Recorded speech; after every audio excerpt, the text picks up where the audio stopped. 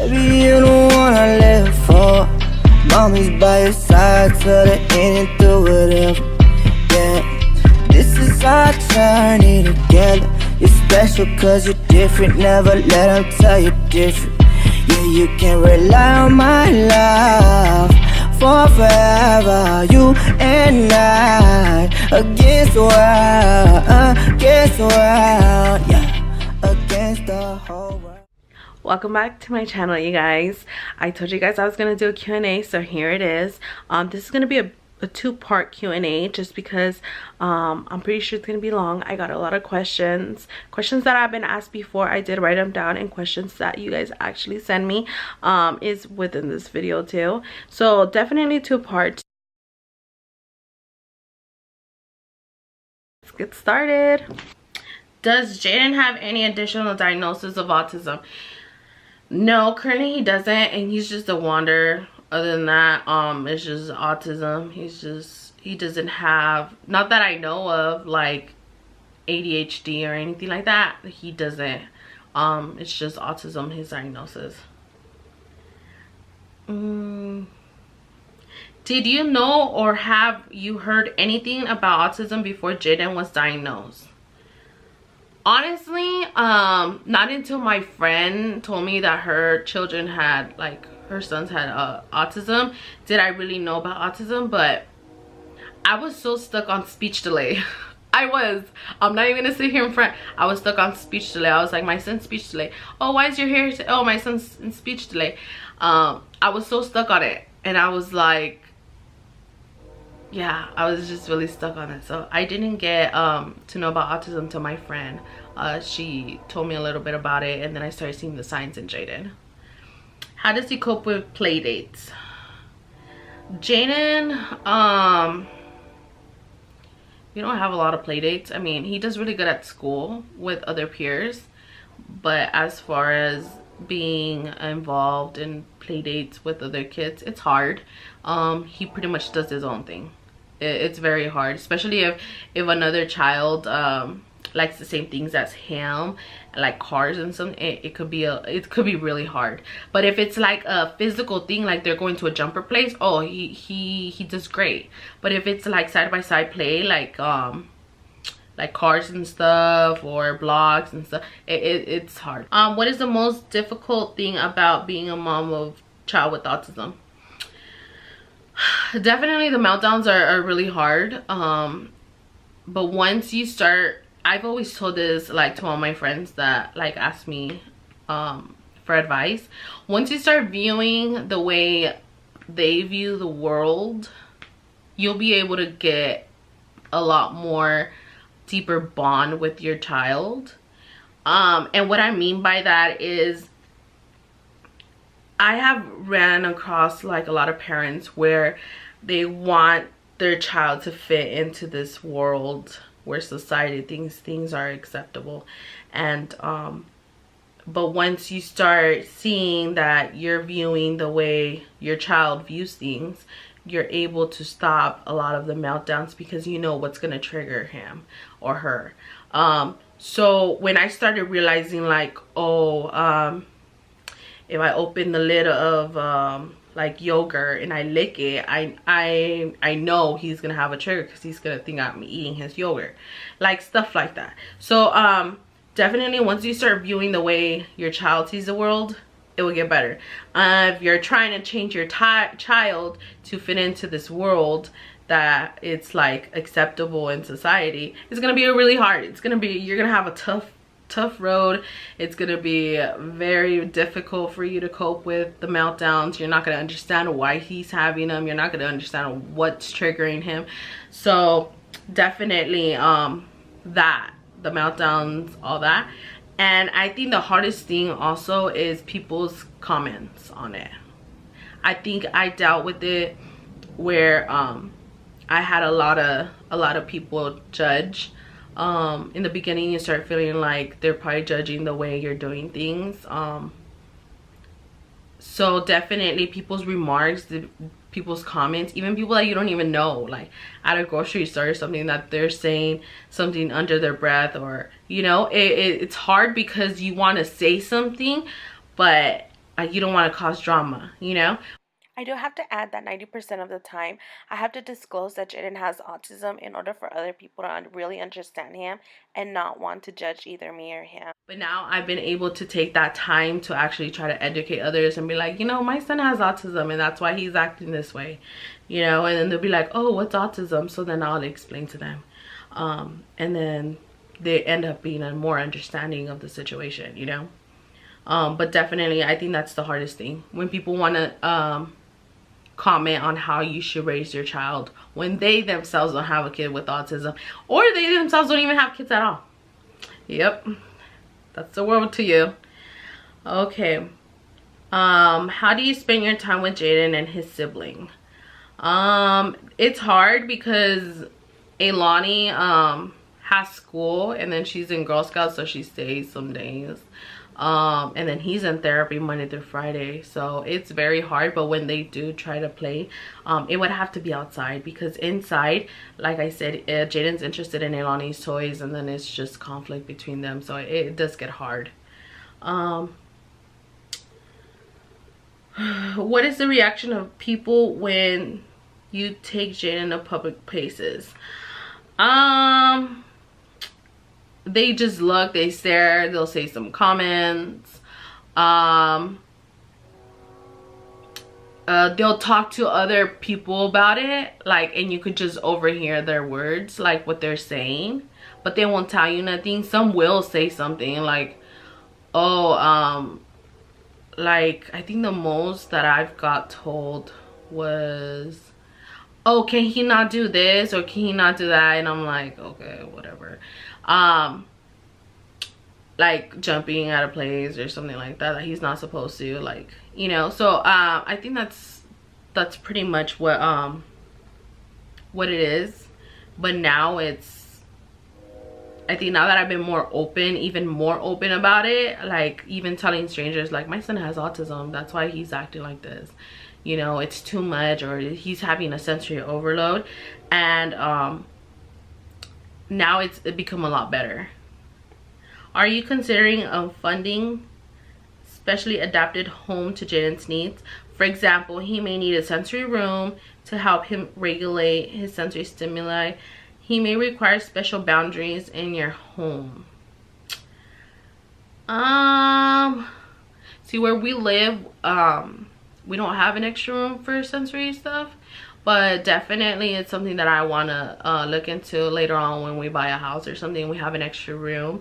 I have been wanting to do like a sensory room where he could just have, like, you know, those swings. They have like these swings that are like this, and it's like a, it's like this. It's the shape. It's like hanging on the top, and then they go on there, and it's just like they close themselves. So definitely, I think I would love to have something like that. As far as boundaries, I mean, he's very limited at the house just because my boyfriend works a night shift. So in the day, he has no access to his room because my boyfriend obviously is asleep. But he, like I said, in the afternoon, he's pretty much in therapy all the way to like 3 o'clock. And then after, it's like free time, and we play or we do stuff, and then eat dinner, and then off he goes to bed. He's in bed by, excuse me, he's in bed by 7:30. So he starts getting ready for bed at 7, and he's in bed by 7:30 and wakes up at 6. So that's his everyday routine. And if I change it, oh, hell's break loose, because kids with autism are very structured. So if I put him to sleep at 9 and he wakes up at 6 because he has to go to school, oh, it'll be a meltdown day. It'll be hard. What are your biggest fears for Jaden's future? My biggest fears is nobody's gonna love him like I do. Nobody's gonna take care of him like I do. And I am his big advocate. So God forbid something happens to me where I pass away, I don't know if anybody would do the same amount of work that I do, but I would like to think that they would do. So let's just hope God gives me more years, because, you know, we're in this like for the long run, you know. So definitely that's my my worries. But especially because me and him have like a really strong bond, and I don't think like it'd be really hard for him life without me. So that's something that I always think about, and I try not to think about, because obviously it's emotional, and it's something that like it hurts you, you know. But Ailani is a great sister, so I know whatever happens, she's gonna be there for him.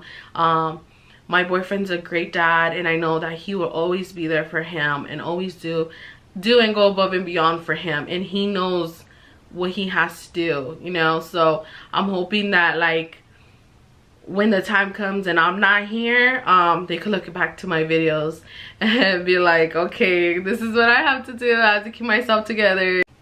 Another fear is probably of him not experiencing love, not experiencing having a family, having kids, not being able to do what other kids does, like sports,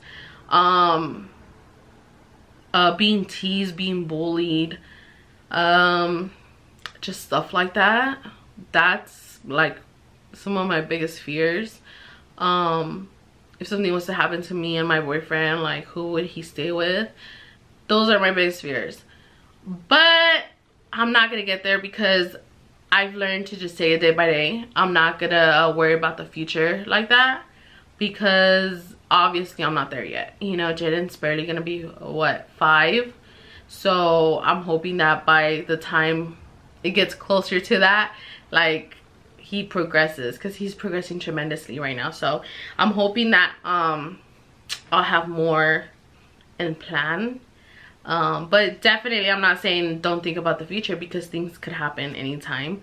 But I've chosen not to think about it, just because I'm too caught up into what's happening now and what I'm trying to do now. Yeah. Do you have any message to spread to your audience who has a lack of understanding autism and elopement? If yes, what are your words? I had a issue with elopement because people thought that they didn't know like the actual meaning of elopement. It's, some people think like they refer as like my son went and got married, you know. Individuals with autism have a very high chance of eloping. Children with autism don't really have the same level of awareness that neurotypical children might have.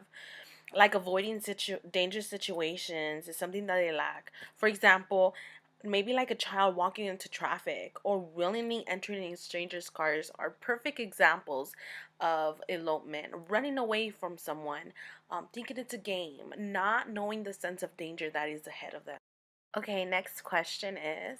lack of understanding autism. I would just say like, get yourselves informed, you know. Don't judge others. Like, don't go to the store and if the kid's having a meltdown, don't assume that they don't have a diagnosis and give the parent a hard time. If you're seeing that they're having a hard time, like sometimes even try to help. See, hey, do you need help with anything? You know, or anything like that, you know. I've had like probably one person help me when I was in public before, when he was having a meltdown, and that was fine. Like I took the help, and it made me feel really good, you know. So definitely don't judge. Educate yourself. It could happen to anybody. Autism, it could happen to anybody. And I'm gonna tell you this, like autism, like I just read actual, I think it was like a poem or something from a teacher, a special needs teacher. My friend actually shared it with me, but just putting it in my own words, because I obviously don't have it right now. When you're in your pregnancy, you have everything planned. Okay, I'm gonna do my son, when my son grows up, he's gonna do basketball, he's gonna do baseball, he's gonna do football, my daughter's gonna do ballet, my daughter's gonna do dance, she's gonna be in like singing. I'm gonna make sure like they know sign language, they know all this bunch of stuff, right? And that's because like you're hoping for the good and everything, right? But your pregnancy is like going on a vacation, and this is what the example was. Going on a vacation and You're saying, I'm going to Hawaii. I'm packing myself a bikini, sunscreen. I'm not taking jackets because obviously it's not gonna be cold. It's gonna be hot. So this is what I'm gonna take to Hawaii. I'm getting prepared and I got my makeup and all this, right? And then you're on the airplane. This is metaphorically speaking, of course. You're on the airplane and then they said, oh no, like we're not going to Hawaii, we're going to Antarctica. And you're like, oh snaps, like I'm not ready for Antarctica. Like I can't. I have a damn bikini in my bag. I have sunscreen in my bag. What am I gonna do that in Antarctica? Like it's gonna be cold. I'm not ready for that. But guess what? It doesn't matter if you're ready. You're going to Antarctica and you're gonna become an expert at Antarctica. You're gonna know what it is to live in the snow. You're gonna have to adjust your whole entire lifestyle. Because guess what? You're never gonna go to Hawaii. You're gonna stay there. And that's gonna be your whole life.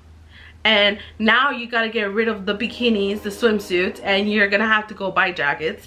You're gonna have to be prepared for snow. That's what autism feels like.